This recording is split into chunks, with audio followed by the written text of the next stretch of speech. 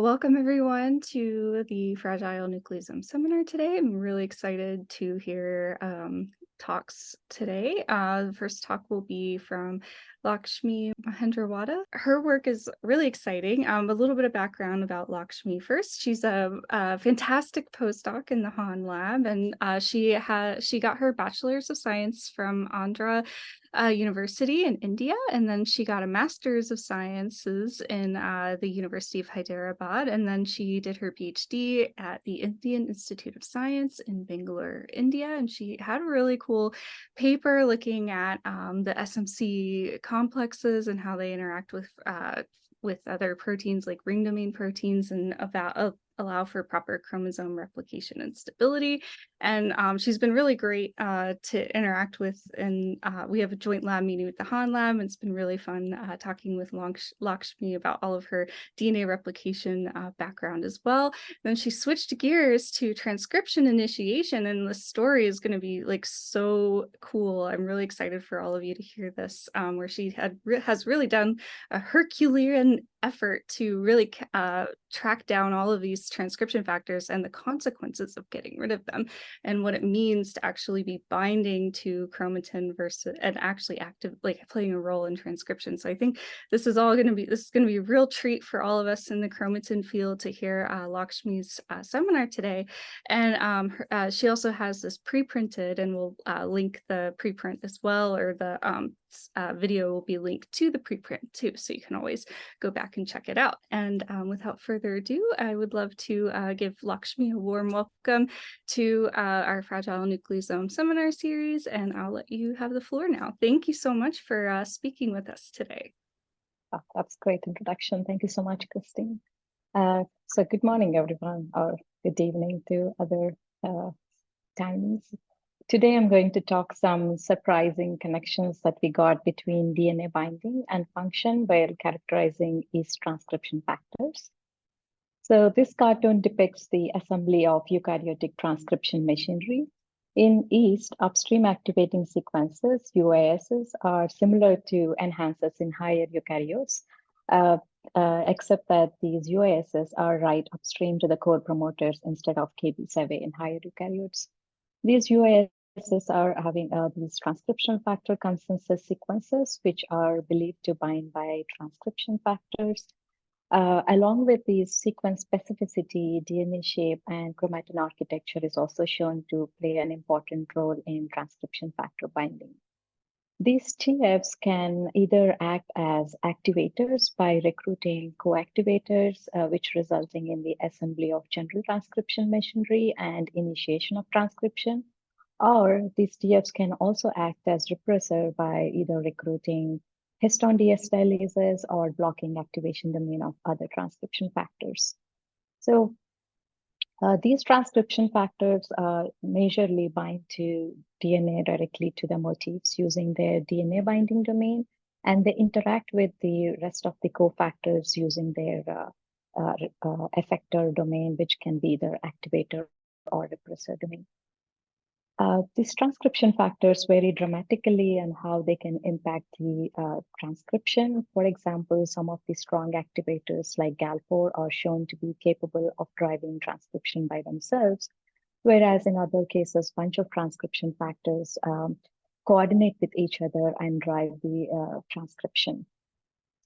So recently, single molecular light tracking of these transcription factors revealed that these TFs bind transiently rather than stable that previously thought, highlighting the importance of transient interactions in determining the function of transcription factors.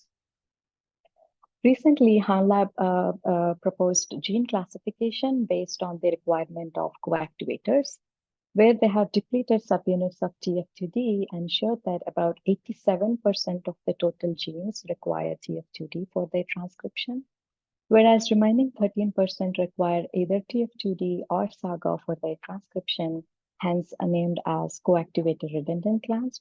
For simplicity's sake, I'll be referring to this class as CR throughout my talk. And recently, we have also shown that along with SAGA and TF2D, a subset of CR promoters also require tail module of mediator which is shown to interact with the transcription factors. On a global level, however, the catalog of the cofactors that are recruited by specific transcription factors is still not known. Along with this, there are a bunch of questions in the field that we are interested to address, like how these sequence-specific transcription factors sample the genome to locate their target genes, and how how we can distinguish their functional binding from that of non-functional. And also, we are interested to see what set of transcription factors are involved in generating an active promoter, and if at all these TFs have a role in determining coactivator specificity. Coming to this first question, we are interested to see how TFs map their target genes. To address that, we started mapping the binding sites of the transcription factors using CheckSeq. This method is first developed in Lamley Lab and Henikoff Lab, where each transcription factor is fused with MNAs, and upon its activation, MNAs cleaves DNA right next to the TF binding, and upon sequencing these fragments, we get to know the location of these transcription factors. So we use this method to map nearly all of the sequence-specific transcription factors and also some of the chromatin remodelers and coactivators. These are our peak calling parameters, which are very stringent, and based on these binding data using these parameters, we found out that about 92% of the faulty promoters are occupied by at least one transcription factor.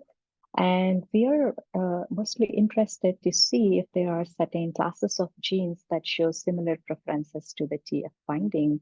So we used this TF binding data from all these transcription factors and performed unsupervised k-means clustering and got 3 clusters. You're seeing all the genes on y-axis and transcription factors on x-axis in this heat map, and dark blue is unbound and yellow is bound.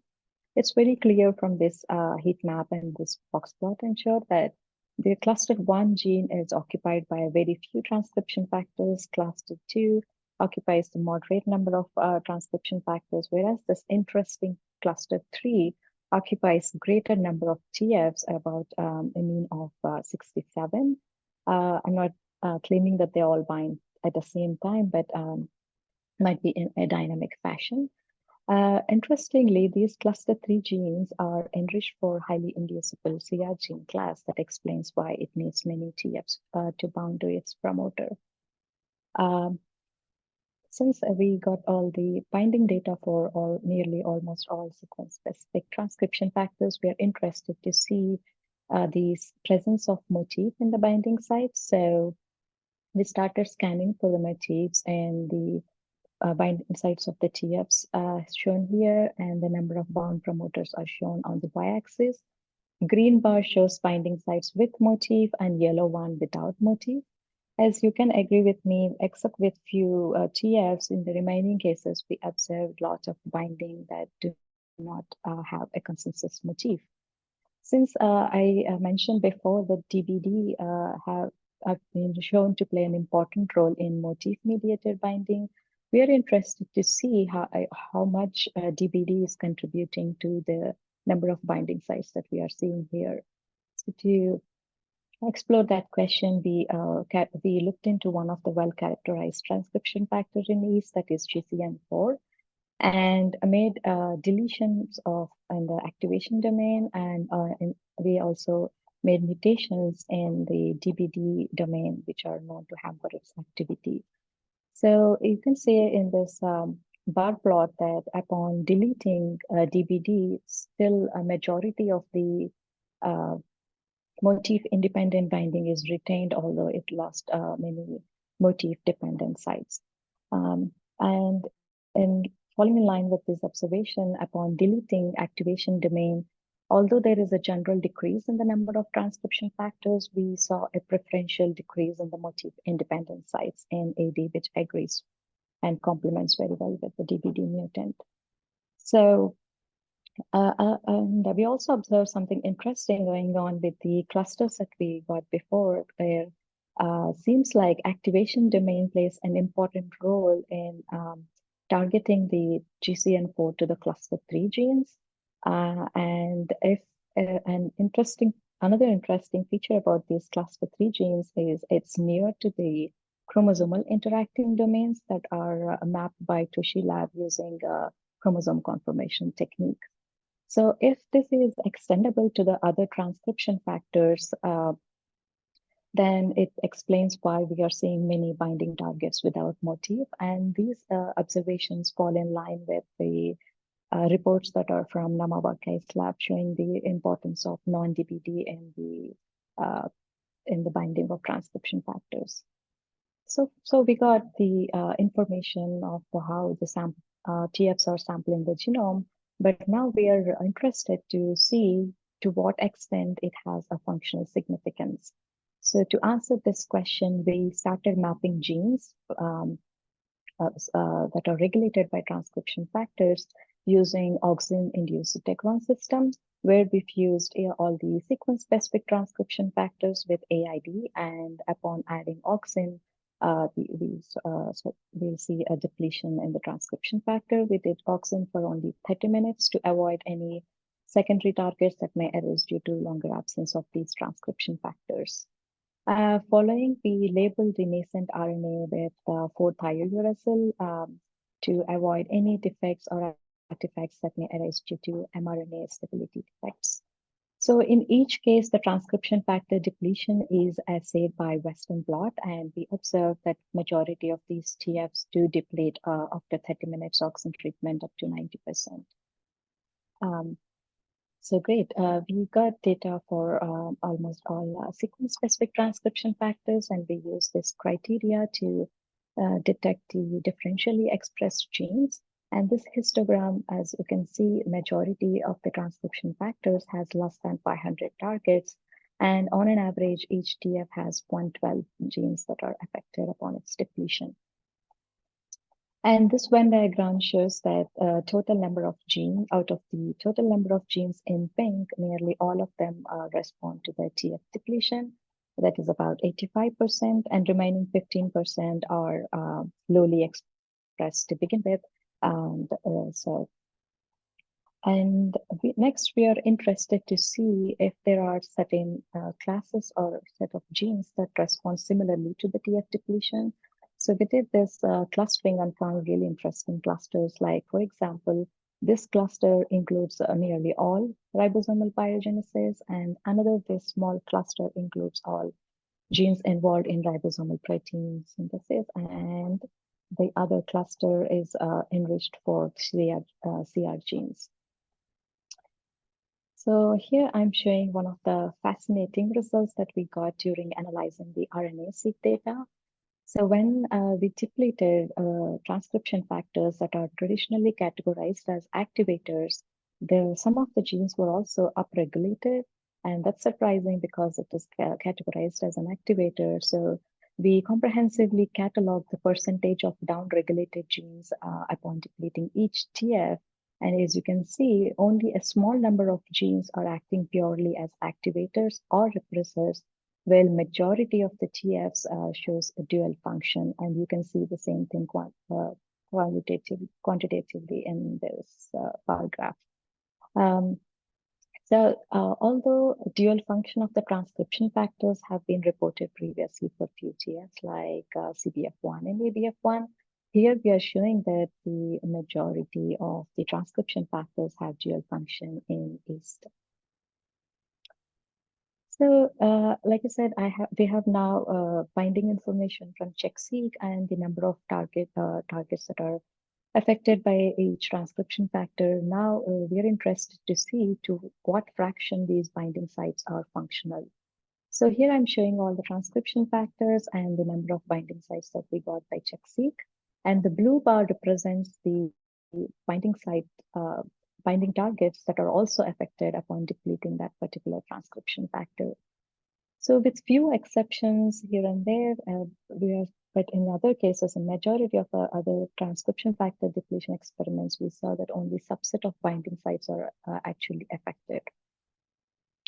Like I said previously, each promoter is occupied by, on an average, of 15 to 20 transcription factors. So if we deplete one TF, the possibility of seeing a significant impact might be less because of redundancy. But it could also be that these cells are not growing in the right condition for the transcription factor to exhibit its effect. So to answer this, we took handful of transcription factors and grow them in the conditions that they are known to act. Like for example, GCN4 is active in amino acid starvation conditions. So we treated cells with SM and found that there is increase in the number of functional binding targets, but still majority of them are not responding. The same thing we observed with the other transcription factors, HSF1 and MSN2 under heat shock conditions. Here I'm showing another interesting and surprising result where I'm showing all the transcription factors here and the number of genes that are affected upon each TF depletion. And the blue bar represents the targets which are affected upon TF depletion and also have a binding site detected to its promoter region. As you can see, again, the majority of transcription factors, only a small subset of them have binding site. And although the expression is affected, it do not show a binding site. Although these upstream activating sequences are traditionally defined and believed to act only on the downstream gene, these results makes us wonder if transcription factors are acting via long-range interactions or by chromatin architecture mechanisms, and a lot more to explain about the TS function. Lastly, we are interested to see if any transcription factor is needed to determine the coactivator specificity. So for this purpose, we use the functional binding targets, which are verified by both techniques. And on an average, each TF has 32 binding targets. And we use this functional data to detect if any of the transcription factors are showing the specificity towards one of the coactivator classes. And yes, they do. There is TFs specifically acting at CR class, and the rest of these TFs are acting as the TF2D, while majority of them are unbiased. I think this is a really good start point to understand the mechanisms that are taking each TF for acting specifically at different coactivator classes. So with this, in summary, we derived three classes of genes that differ in the number of found TFs to their promoters, and majority of the DF binding is motif independent and could be activation domain mediated. And based on our RNA-seq analysis, we found that nearly all transcription factors have dual function, which could be context dependent. And only a small subset of TF leads to regulation. Likewise, only a small subset of regulatory targets have binding region. And certain TF shows preference to specific coactivator classes. With that, I'd like to acknowledge people from the Han Lab, especially Steve Han. I'm truly fortunate to be working with him in his lab. I really thank Steve for all the guidance at each step and for his valuable insights and engaging discussions. I thank Linda. She is a great collaborator to work with, and she helped me with many RNA-seq experiments. Thank Raffle for setting up the initial computational analysis pipeline for me to start. And I am great to have wonderful colleagues like Jeremy, Zarnab, and Anuradha in lab. I thank all the members of Toshi Lab for all those fruitful discussions we had during our group meetings. And I thank the shared resource facility for running thousands of sequencing samples for us. And I thank you organizers of Fragile Nucleosome and you all for the attention. And I'm happy to take any questions. Well, this is fantastic. It looks like we already have a question as well, so I'll have to hold back my question unless we need some more questions. So this is from Sahin Naqvi. The question is, the result that many transcription factor dependent genes do not have Detectable binding is very interesting. I agree. Do they contain motifs for the TFs? In other words, is it possible that binding is weak enough that it cannot be detected by check-seq? Or alternatively, is it possible that the depleted transcription factor is titrating away other transcription factors, regulating those genes that then get released upon depletion of the focal transcription factor? Uh, I guess we okay. can start with the first half of the question. Do they contain motifs for the transcription factors? Yeah, that's a We great have question. I that. have a Yeah. slide here. Yeah. Yeah, we looked for it. Mhm. Yeah, definitely, maybe a small number of them do have motifs, but still, as you can see, these green bars shows the regulated genes without motif. Mhm. So, yeah, that's still, I would say it's it's possible, but still majority of them might not be binding directly to its promoter. Yeah. Well, coming to your second question, if I deplete a TF, it's titrating away other TFs. We have not tested for that, and I don't have a concrete answer for that yet. Yeah, thanks. That's a great question. Yeah. And then there's another question from Ki Zhu. Mhm. Thanks for the great talk. It was very good. I wonder how you distinguish direct or indirect regulation. Oh, at this point, we do not have a way to differentiate direct from indirect, but we tried our best to score indirect targets by only depleting for 30 minutes, and we are also scoring for nascent RNAs. So we really hope that we are not capturing many indirect targets, but yeah, it's always a possibility. Yeah. Yeah, that's a good Kind of question again. Yeah, it's both of these are kind of related to my question. Maybe you showed this and I completely missed it, but I was Yeah. curious if you looked at, especially for the transcription factors that had effects on transcription but weren't bound. Did you happen to look at the transcripts for the transcription factors, like the expression of those guys? Is that lower, for example, when you did Uh-huh. like, is it the kind of like going indirect but direct? Yeah, yeah. Does that make That's a sense?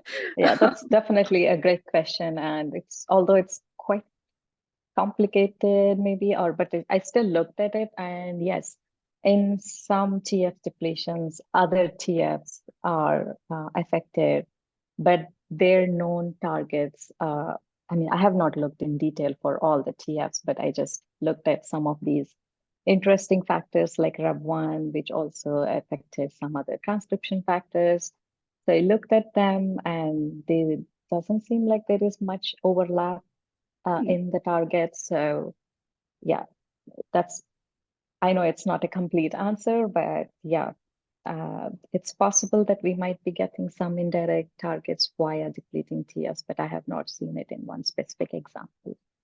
Well, Yeah, yeah, I feel like you can go down a rabbit hole maybe with I that. should go in detail to answer Yeah. that question. Yeah, that sounds good.